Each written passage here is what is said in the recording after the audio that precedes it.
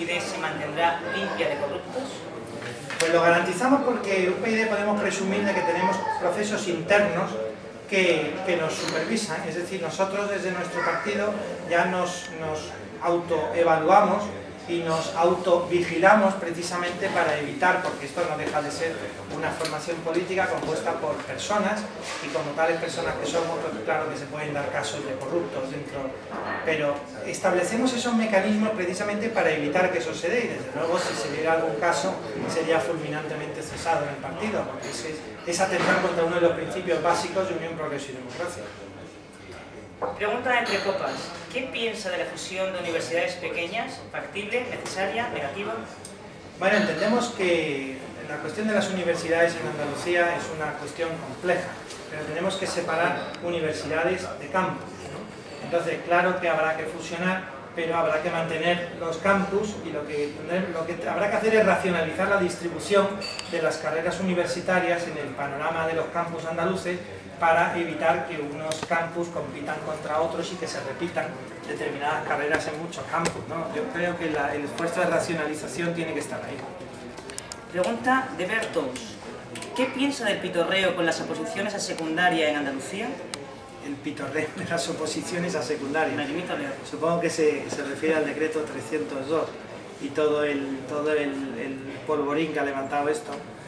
Y claro, bueno, ya parece que se han adoptado algunas medidas.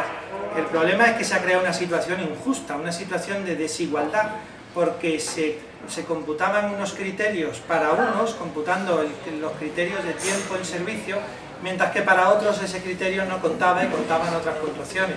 Entonces, todo lo que sean fomentar situaciones de desigualdad y de injusticia, evidentemente estamos en contra. Mantuvimos una reunión con la plataforma que representaba a los afectados por el decreto 302, y efectivamente compartimos sus criterios, aunque como digo ya parece que se han hecho algunos ajustes a ese decreto. Pregunta de JJEPG Fénix. ¿A quién apoyará en caso de ser llave? Eso dependerá del escenario político que quede después del 25 de marzo. Nosotros tenemos asumido que condicionaremos políticas, es decir, si hay apoyos, si hay acuerdos, si hay pactos, serán siempre bajo condiciones políticas. Tenemos un programa electoral con 499 propuestas para Andalucía, y algunas propuestas son de profundo calado, son reformas estructurales y reformas que pide la ciudadanía, como la reforma de la ley electoral, que es un clamor popular de más del 85%, creo que es, de la ciudadanía, que se muestra a favor de reformar esta ley electoral, y sin embargo las otras formaciones, bueno, vamos a decir las dos formaciones protagonistas del escenario político en España, pues se niegan a reformar, evidentemente porque les beneficia. Bueno, pues este es el ejemplo de una de las políticas que serán condición para cualquier tipo de apoyo o acuerdo o lo que sea. Lo que sí quiero transmitir es el compromiso con que actuaremos de forma responsable y siempre garantizaremos que Andalucía sea gobernable. Es decir, lo que no vamos a permitir, si en nuestra mano queda, es un mare magnum o una situación que impida la gobernabilidad, que impida que Andalucía salga adelante, porque en el fondo aquí estamos para sumar, para aportar y para apoyar lo que sea bueno para Andalucía. Eso lo haremos desde el Parlamento, apoyando aquellas políticas que sean resolutivas para Andalucía y oponiéndonos a aquellas políticas que no sean buenas para Andalucía. Tal vez deberíamos aclarar la pregunta de Bertous, que dice, o ahora Clara, que se refería al cambio de temario de las oposiciones y la incertidumbre que eso... El tema del cambio de temario, claro. Bueno, no sé cómo lo había llamado, la burla o... el pitorreo. El pitorreo, claro, no me extraña, es que es un pitorreo, es decir, es un insulto a los ciudadanos, a los opositores que han estudiado unos temarios y luego se los cambian y luego se los vuelven a cambiar, y luego Andalucía presenta esas oposiciones por su cuenta, lo cual genera un efecto llamada, en fin, evidentemente nos parece ¿cómo diría yo? Un ejemplo de la chapuza en la gestión que se ha hecho en Andalucía, es un ejemplo más. Pregunta de Luis Halflor. Si UPyD gobernara, ¿estaría dispuesto a devolver competencias para igualar las comunidades autónomas? Nosotros queremos devolver competencias normativas, es decir, competencias normativas, por ejemplo, en educación y sanidad, que son dos fundamentales, para garantizar la igualdad, para garantizar un paraguas legal para toda España bajo un criterio de igualdad. ¿Por qué? Pues por ejemplo en sanidad, porque el tener distintas normativas sanitarias o en educación, distintas normativas educativas, hace que se impida la movilidad de los profesionales, la movilidad del alumnado. Un alumno andaluz que quiera terminar su carrera en Levante pues va a encontrar muchas dificultades porque va a tener que aprender el valenciano, ¿no? Entonces, claro, esos son barreras interiores que impiden la movilidad y que generan una situación de desigualdad contra, por supuesto, contra la que estamos, ¿no? Entonces, ¿cuál es el planteamiento? El planteamiento es devolver la competencia normativa, que haya un marco legal estable y unitario para toda España y luego el desarrollo y la gestión de esas competencias se haga desde las autonomías, que además es la gestión más cercana a los ciudadanos. Pero, insisto, siempre bajo una normativa unitaria que garantice el acabar con las desigualdades.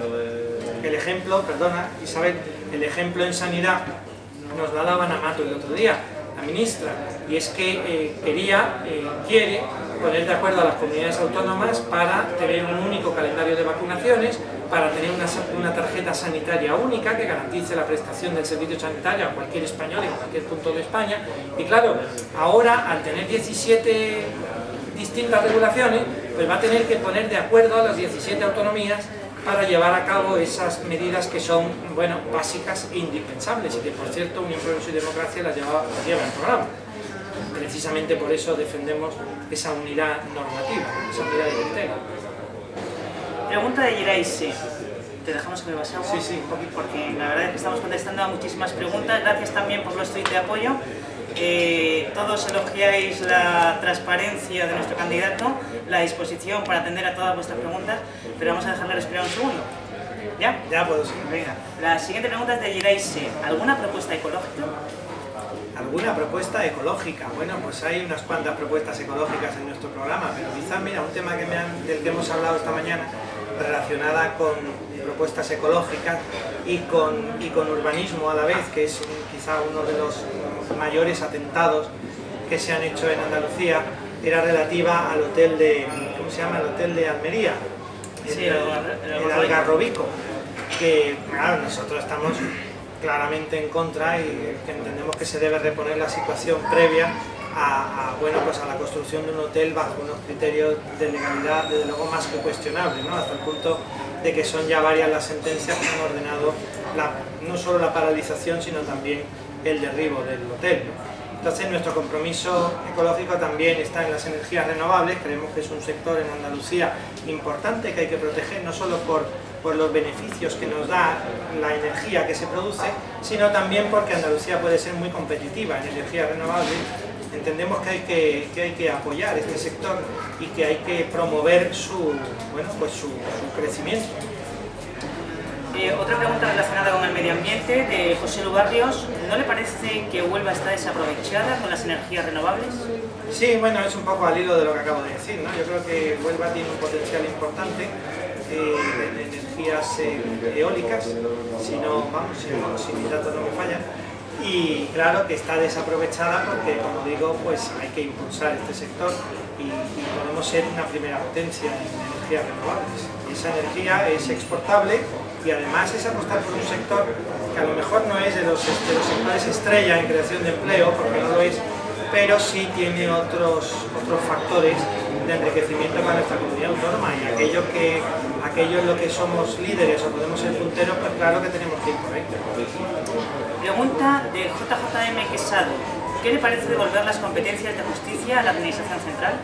Bueno, esto es otro de los puntos clave, ¿no? O sea, yo soy abogado y claro, yo en mi experiencia profesional, y además voy a contar un ejemplo bastante significativo, pero bueno, en mi experiencia profesional yo veo, por ejemplo, que los sistemas informáticos de los juzgados de distintas comunidades autónomas, sistemas informáticos que son importantes a la hora de hacer notificaciones a los abogados, a los procuradores y a la hora de publicar las resoluciones judiciales y del funcionamiento de la Administración de Justicia, resulta que estos sistemas informáticos en los que se han invertido cantidades ingentes son incompatibles entre sí. Entonces creemos, bueno, porque es un ejemplo de la estupidez de de crear 17 mini-estados estableciendo barreras, ¿no? Es que aunque hubieran sido 17 sistemas diferentes, al menos se podían haber puesto de acuerdo en un sistema operativo común que haga que esos sistemas casen bien unos con otros y funcionen bien. Y eso pues no se ha conseguido. Y a lo que iba también en la cuestión de los criterios jurisprudenciales, iba a contar una anécdota. Yo soy, bueno, como se sabe, soy el representante de SOS Bebés Robados en la provincia de Cádiz. Llevo más de 300 casos de este asunto de los bebés robados. Pero bueno, lo que quería explicar, porque es un tema de actualidad y además creo que es bastante relevante, es que, por ejemplo, en las distintas provincias, en los distintos fiscalías y las distintas audiencias provinciales tienen criterios distintos en un tema tan delicado como este, en el que se está discutiendo o se está investigando el robo de bebés, que ya les digo yo que, en fin, por mi información, pues me consta que en muchos casos son lo que se sospecha, y resulta que hay criterios jurisprudenciales distintos que en determinadas autonomías impiden que se persigan los delitos y en otras autonomías, sin embargo, se impulsan, lo cual es una barbaridad. Entonces, de hecho, Unión Progreso y Democracia tiene una propuesta relativa precisamente al asunto de los bebés robados, porque es un asunto de ámbito nacional y además de una importancia social tremenda. Vamos, yo además que tengo trato directo con estas personas, pues en fin, lo vivo en primera persona, y tenemos una propuesta en el sentido de crear crear un órgano unificado, una fiscalía específica, especializada, centralizada, para investigar de forma uniforme todos estos delitos y que se haga siempre bajo los mismos criterios para evitar estas desigualdades. Si se dan cuenta, al final siempre hablamos de evitar desigualdades, que parece mentira que en un Estado democrático, en un Estado de Derecho tengamos que hablar de esto, pero es que ese es el día a día. Pregunta de Bertus: ¿apoya el recorte brutal referente a la ciencia del gobierno del Partido Popular? Bueno, el recorte brutal tendría que tener más detalle exactamente a qué se está refiriendo, pero claro, no apoyamos ningún recorte en investigación y desarrollo, no apoyamos ningún recorte en ciencia, porque la ciencia, apostar por la ciencia y la investigación es apostar por el futuro, o sea, eso no se nos escapa a nadie, y el hecho de que se hagan recortes en nuestro futuro hacen que nuestros cerebros se vayan de nuestro país. Claro, ¿cómo vamos a hacer eso? Pregunta de Paco 18 BBT: ¿sabe dónde está Barbate? Sí. En Cádiz, muy al sur. ¿Y sabe de su problemática con la pesca? Claro que conozco la problemática con la pesca y conozco la problemática con el acuerdo pesquero con Marruecos, que no lo olvidemos. Mira, el acuerdo pesquero con Marruecos tiene un problema de base fundamental, y ese problema de base es, primero, que la Unión Europea establece un acuerdo con un país como Marruecos que no cumple la cláusula democrática, y eso, evidentemente, no podemos estar de acuerdo con eso. Pero más allá de eso, la verdadera problemática del acuerdo pesquero con Marruecos y también del posterior acuerdo en materia de agricultura, del libre comercio con Marruecos, radica en que Marruecos se autoadjudica el Sáhara Occidental. Claro, se autoadjudica las aguas del Sáhara Occidental, que son claves en la pesca y en el problema pesquero con Marruecos. Entonces, desde Unión Progreso y Democracia tenemos que forzar a que Marruecos renuncie a la soberanía, que no tiene soberanía sobre ese territorio y sobre esas aguas. Entonces, claro, eso hay que hacerlo desde bueno, pues nuestro parlamentario de la Unión Europea es el que defiende esta posición, porque nosotros estamos con el Sáhara Occidental, desde luego. Pregunta de Dani Bruna: ¿qué propone en relación con las peonadas? Las peonadas, como estamos hablando del PER.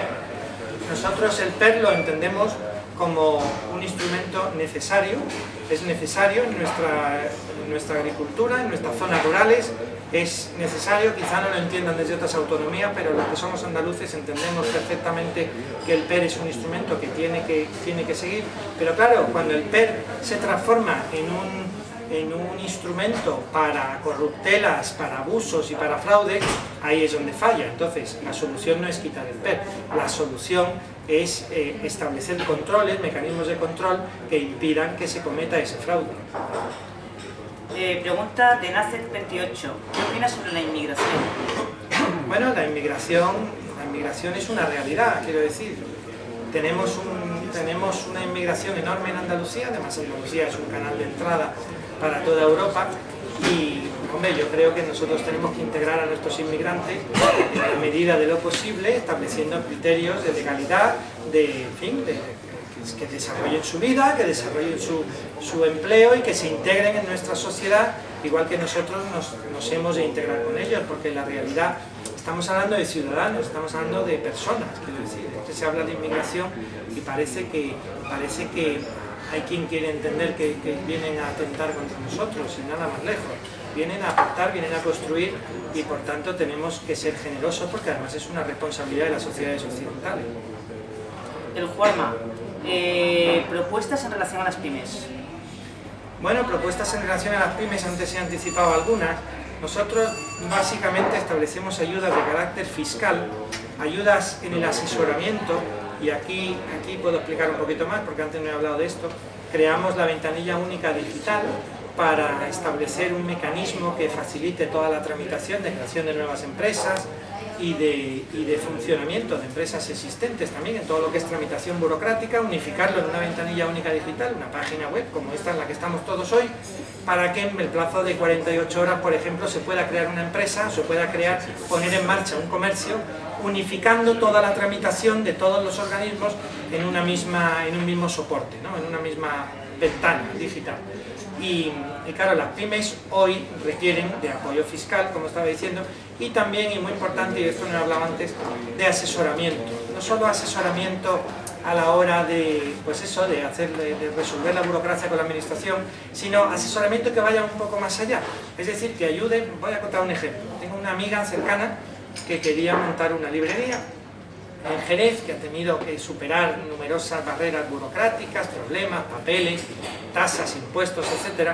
Y quizá la ayuda que más agradecería a esta persona es que se le ayude a entender cómo se pone en marcha un comercio. Es decir, cómo se negocia con proveedores, cómo se importan productos de fuera, cómo se compra en España, cómo se hacen esos pagos. Son cosas que quienes tienen hoy una empresa lo conocen porque es su día a día, pero que los nuevos emprendedores que a lo mejor no han estado en empresas o en pequeñas empresas o no han sido autónomos y ahora deciden el paso de ser emprendedores en un momento crítico como este, pues cuanto más apoyo les demos, pues mucho mejor, ¿no? Yo desde mi despacho lo veo que viene mucha gente a consultar a un abogado o consultar a una gestoría para cuestiones que yo creo que se podrían resolver muy bien desde la administración, pero haciendo un asesoramiento que vaya más allá de lo que se hace ahora, que ahora lo más que te dicen es, bueno, le ayudamos a montar una página web, pero ya está, a partir de ahí ya tiene usted que buscarse ayuda, ¿no? Yo creo que la administración está ahí para apostar, para ayudar y para facilitar las cosas a los ciudadanos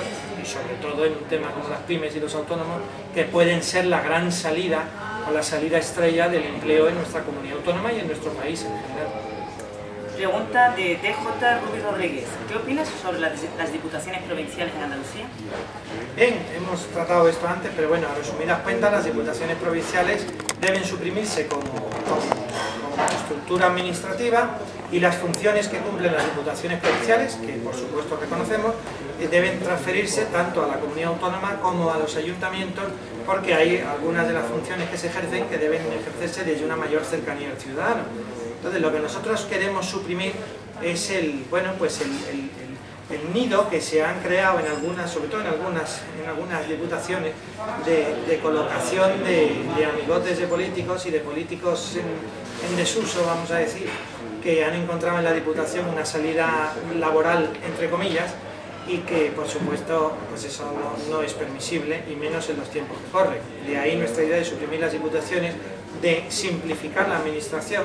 También al hilo de esto, la fusión de municipios, la fusión administrativa de municipios pequeños, que es una medida que va encaminada a unificar fuerzas entre municipios pequeños colindantes para crear una sola estructura administrativa, en vez de 4, por ejemplo, 4 municipios colindantes, en vez de tener 4 ayuntamientos, 4 alcaldes, 4 órganos de gobierno y 4 de todo, pues unificar y crear un solo órgano que comparta los servicios, que preste los servicios con mayor eficiencia y mayor eficacia, y al mismo tiempo supone un ahorro brutal. De hecho, nosotros tenemos cuantificado la supresión de diputaciones y la fusión de municipios pequeños en 40.000 millones de euros anuales en toda España. Entonces, claro, mucho mejor será ahorrar 40.000 millones de euros ahí que hacerlo en recortes sanitarios o de educación, que es lo que requiere una protección casi, me atrevo a decir, obsesiva.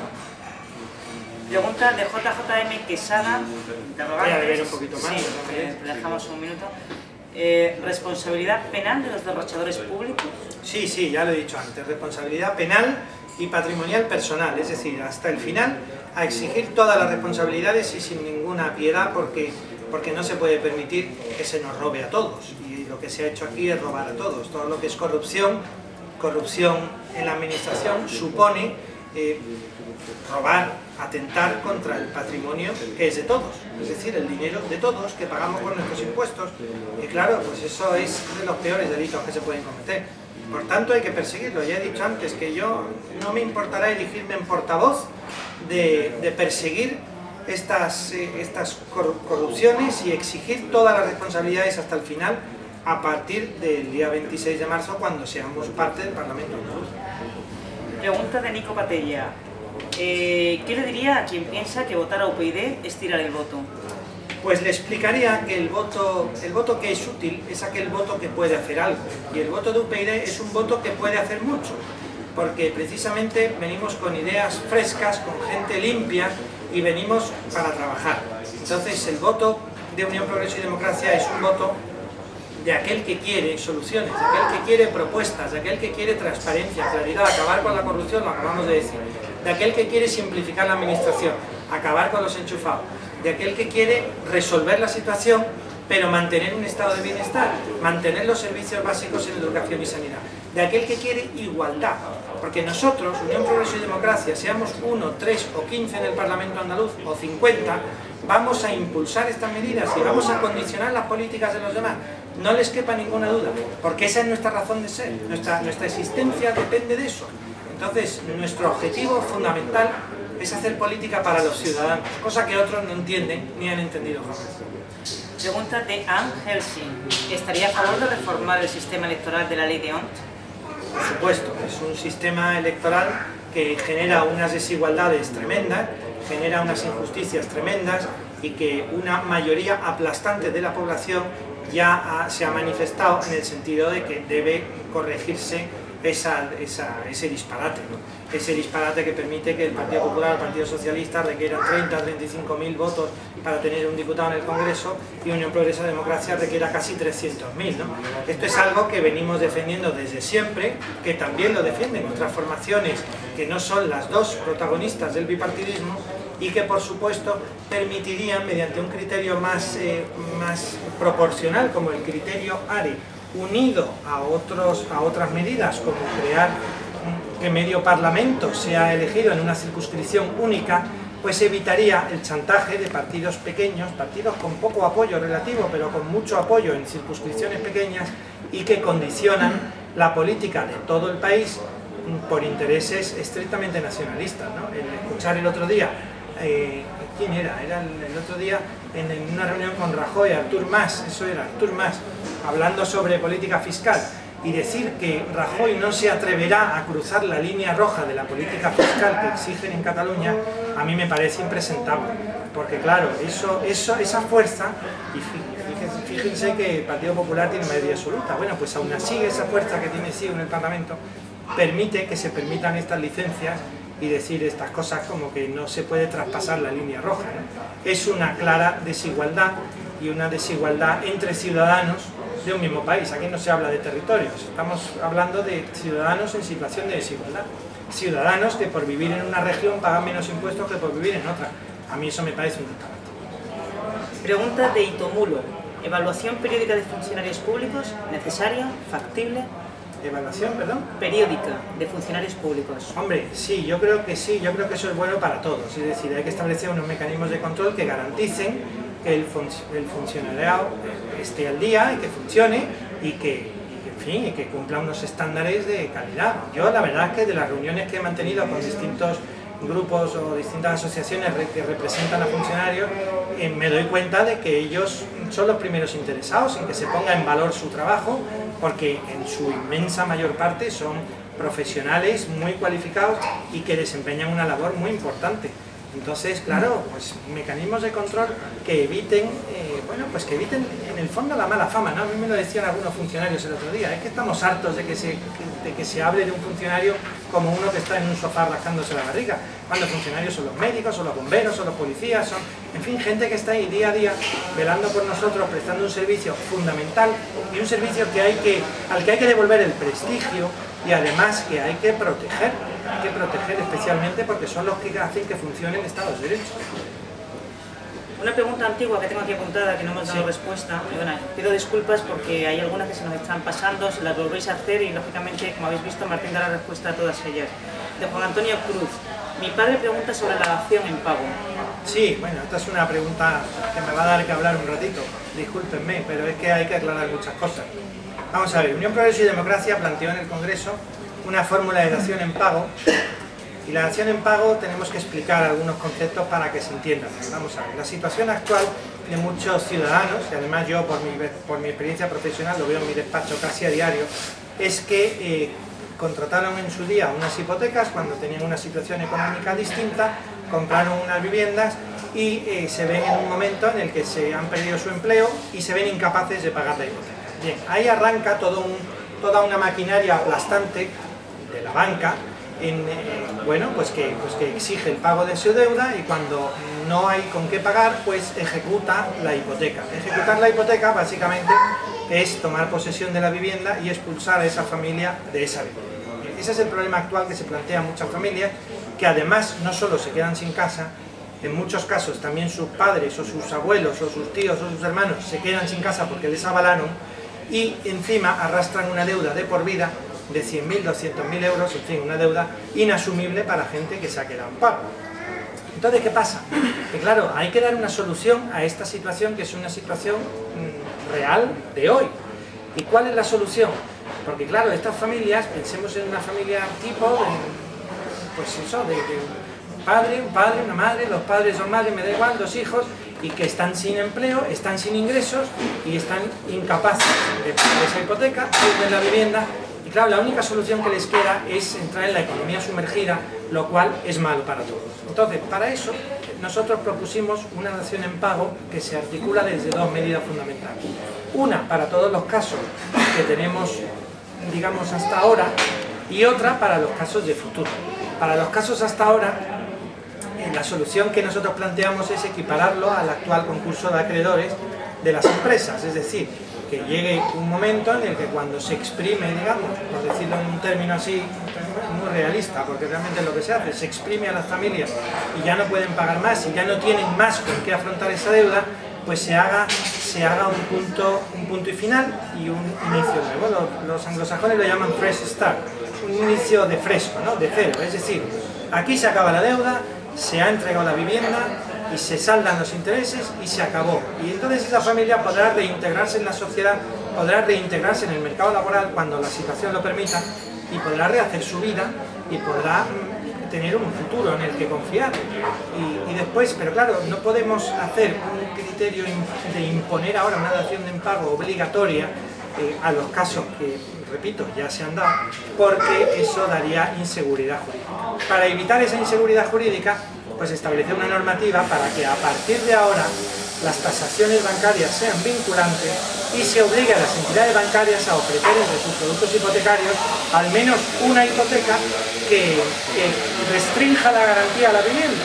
Entonces, que por supuesto el consumidor, el cliente, pueda elegir si quiere esa hipoteca o quiere otra hipoteca más amplia porque quiera comprarse 2 chalés, yo qué sé, por poner un ejemplo, ¿no? O quiera comprarse un coche o quiera tener financiación para otras cosas. Pero que siempre exista una fórmula disponible con unos criterios competitivos, que no sean unos intereses disparatados, y que las entidades bancarias se obliguen a hacer esta oferta a los clientes que van a adquirir su primera residencia, y que es la primera residencia, no olvidemos, es la vivienda. Entonces es un mecanismo para evitar que en el futuro se vuelva a dar la situación que ya se ha dado, y para las situaciones que ya se han dado, pues buscar una solución que además es una solución que ya existe hoy en día para las empresas, es decir, que tampoco estamos inventando nada nuevo, lo que queremos es que se aplique el sentido común. ¿Qué es lo que quería explicar a raíz de esto?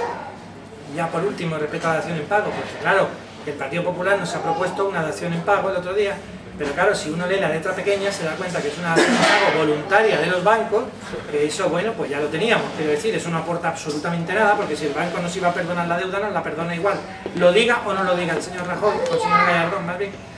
Y además lo hace bajo unos criterios que cuando uno lee la letra pequeña, pues exige que no haya avalistas, con lo cual muchísimos casos quedan fuera, porque muchas familias tuvieron que pedir avales, exige que tengan unos límites que son bastante bajos a mi juicio, porque son, creo que hasta 100.000 euros, bueno, en fin, según el tipo de municipio, pues él tiene unos índices diferentes, pero son límites muy bajos y claro, eso hace que en el fondo la dación en pago no se quede más que en un titular de prensa, ¿no? Que yo creo que lo que se ha buscado, además de cara a estas elecciones andaluzas y a las elecciones en Asturias.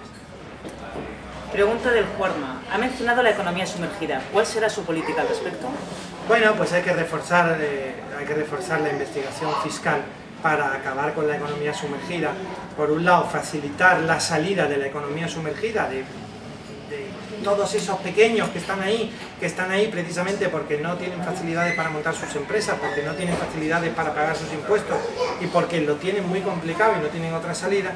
Y después, por supuesto, una investigación fiscal mucho más intensa en cuanto a todos esos patrimonios que se distraen y que hacen que haya un fraude fiscal enorme en nuestro país, ¿no? Está cuantificado en más de 70.000 millones de euros el fraude fiscal en España, con lo cual es evidente que hay que hacer un esfuerzo adicional para regularizar esta situación. Onuba_Aestuaria.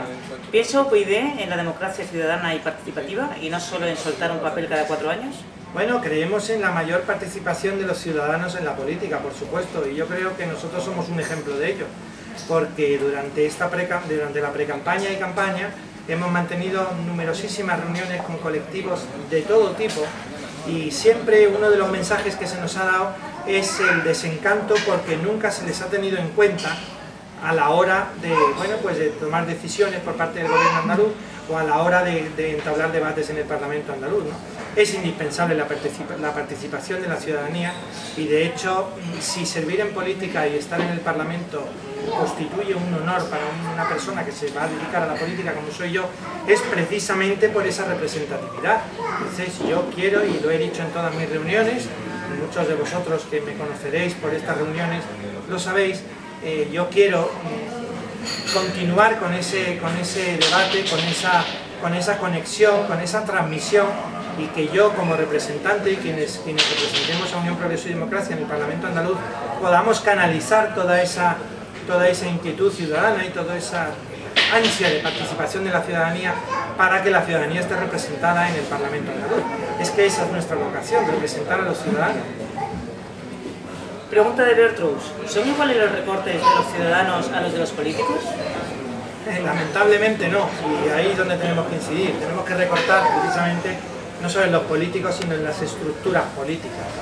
Porque, claro, los políticos tenemos que dar ejemplo, y eso lo tengo clarísimo, y dar ejemplo pues es lo que están haciendo nuestros concejales y nuestros representantes en numerosos ayuntamientos y en numerosas instituciones, donde pues se está dando ejemplo, se está renunciando a aquello que es superfluo, se está renunciando a coches oficiales, se está renunciando a dietas por asistir a consejos de administración que son parte de la función de un concejal y se está, practicando con el ejemplo que yo creo que es lo que tenemos que hacer los políticos y desde luego en Unión Progreso y Democracia lo tenemos más que claro. Julián Tierno, ¿qué opina de los sindicatos? Bueno, los sindicatos han cumplido una función, no se puede banalizar esta cuestión porque los sindicatos han cumplido una función importante en nuestro país y una función que tenemos que reconocer. Otra cosa distinta es a dónde han llegado los sindicatos hoy y ahí es donde quizá se entabla este debate de qué se opina de los sindicatos, ¿no? Nosotros creemos como punto de partida que los sindicatos, y no solo los sindicatos, sino también las organizaciones empresariales y los partidos políticos, y ahí vuelvo a lo de predicar con el ejemplo, tenemos que autofinanciar. Es decir, no es de recibo que los sindicatos reciban 70, 80, 100 millones de euros de la Junta de Andalucía el pasado mes de diciembre con la situación económica actual y que además se haga como se hizo bajo unos criterios se concedió una subvención saltando una norma y estableciendo que no tenían que justificar el destino de las subvenciones recibidas anteriormente en contra de lo que dice la propia norma, ¿no? Pero claro, la norma salva ahí una excepción a la que se han acogido para financiar, para dar una partida presupuestaria muy importante a los sindicatos. Los sindicatos ahora están haciendo campaña política, eso es así, y bueno, yo creo que deberían distinguir su función y su labor de la de los partidos políticos. Y eso es un problema de salubridad democrática, es decir, de saneamiento. Los sindicatos tienen que cumplir su función, tienen que seguir cumpliéndola, pero tienen que cumplirla financiándose con las cuotas de sus miembros y absolutamente al margen de los partidos políticos. Yo creo que eso sería lo mejor para todos. Germán D83, retuiteado por Manolo Contrabajo. Martín, ¿qué ocurriría con los funcionarios de las diputaciones provinciales o televisiones autonómicas si se cierran? Los funcionarios, vamos a ver, ya lo he dicho antes, quienes cumplen una función, las funciones hay que mantenerlas, y quienes cumplen esa función, pues obviamente tienen que seguir prestando, o sea, eso sí de claro. El problema es que las diputaciones, vamos al ejemplo de las televisiones autonómicas. Una televisión autonómica tiene una razón de ser, y esa razón de ser nosotros la defendemos bajo unos criterios de racionalidad y unos criterios de, bueno, pues de que no sea un disparate tener una televisión autonómica, ¿no? Por eso hablamos de reducir los canales y por eso hablamos de no externalizar, de no comprar el producto, los programas que se emiten en la televisión, que sean programas de autocreación, de propia creación. Y eso es precisamente para garantizar los puestos de trabajo de esos profesionales empleados de la televisión autonómica que tienen que seguir desempeñando esa labor. Lo que no tenemos que hacer es pagar a empresas privadas para que surtan de contenidos a una televisión pública. Ahí está la diferencia de concepto, ¿no? Entonces yo creo que hay que defender, y estos trabajadores, como en el caso de las diputaciones provinciales, que ya lo he dicho antes, claro, quienes cumplen una función van a tener que seguir cumpliéndola, no será en la diputación, será en los ayuntamientos o en las comunidades autónomas. Pero claro, es que en la diputación hay muchos más que son políticos, que están haciendo una labor más que cuestionable y que nosotros desde luego entendemos que ahí es donde se tiene que recortar, y por eso lo de suprimir las diputaciones, para recortar o suprimir todo eso que es superfluo y que es innecesario. Pregunta de Yereise. ¿Cree que el primer paso para acabar con la corrupción política es acabar con el bipartidismo? Bueno, probablemente. Hay un informe del Consejo de Estado del año 2009 que cuantificaba en aquel momento los casos de corrupción a nivel autonómico o inferior en más de 700 en España. Y en estos...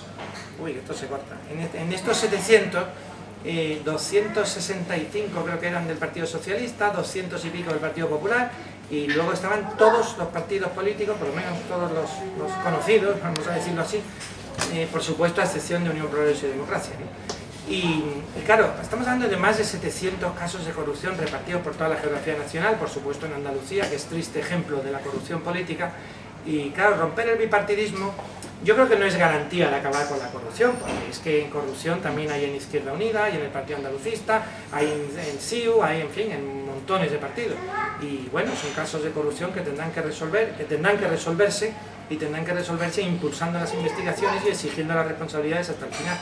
Pero yo no sé si romper el bipartidismo en sí supone una garantía de acabar con la corrupción. Desde luego ayudaría porque seríamos más quienes participaríamos de los parlamentos, quienes participaríamos de la democracia y quienes ejerceríamos ese labor de control necesario que nos evitaría todo este panorama de corruptelas, ¿no?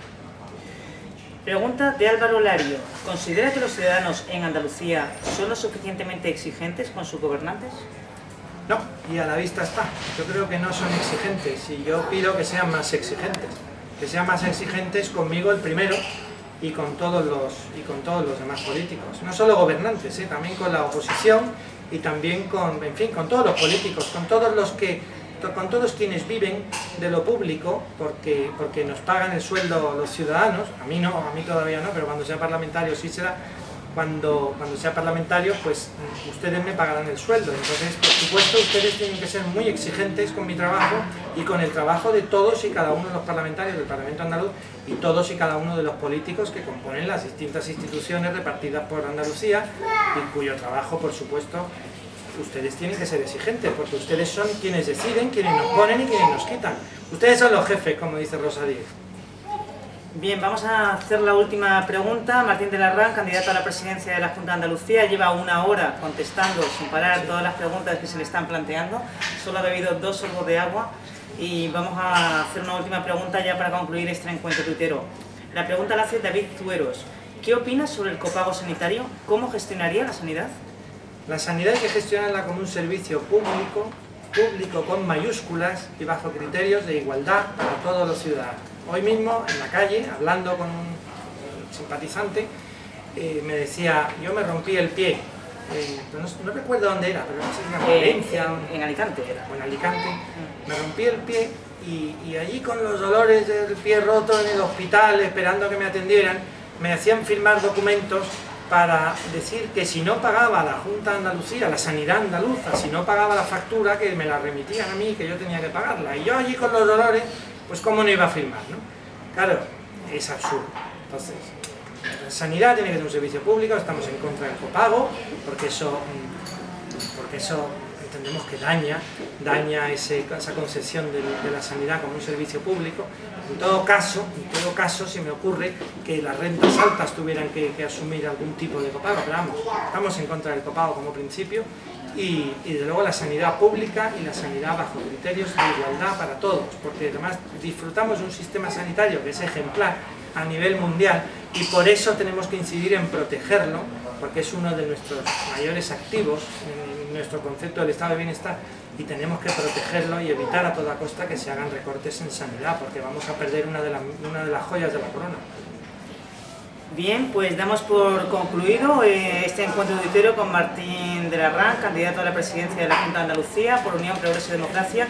Me informan que hemos sido Trend Topic Nacional número 1, con lo cual os agradecemos lógicamente vuestra participación.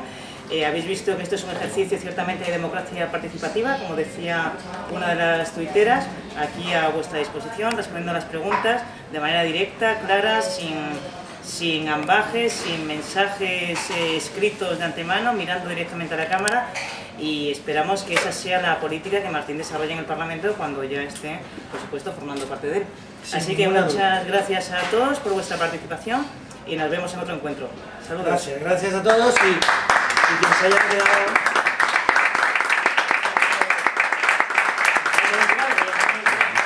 Antes de irme, quien se haya quedado sin poder obtener respuesta, yo sigo en Twitter, estoy en Twitter casi 24 horas, o sea que podéis lanzarme preguntas y las iré atendiendo a medida de mis posibilidades. Como el resto de candidatos. Porque además quiero recordar para excusarme por algunas preguntas que tardo en contestar, y es que estoy compaginando mi trabajo, soy autónomo y no tengo yo 15 días libres como todos los demás, con lo cual estoy compaginando mi trabajo, mi labor profesional con la campaña política y eso a veces me impide atender a tantos y tantos usuarios de Twitter que me escriben, que me preguntan, que me consultan y con los que por supuesto me comprometo, seguiré atendiéndolos y si alguien ve que no le contesto, por favor que me lo vuelva a enviar, que es que la línea de tiempo a veces se va para abajo y pierdo los mensajes. Gracias a todos.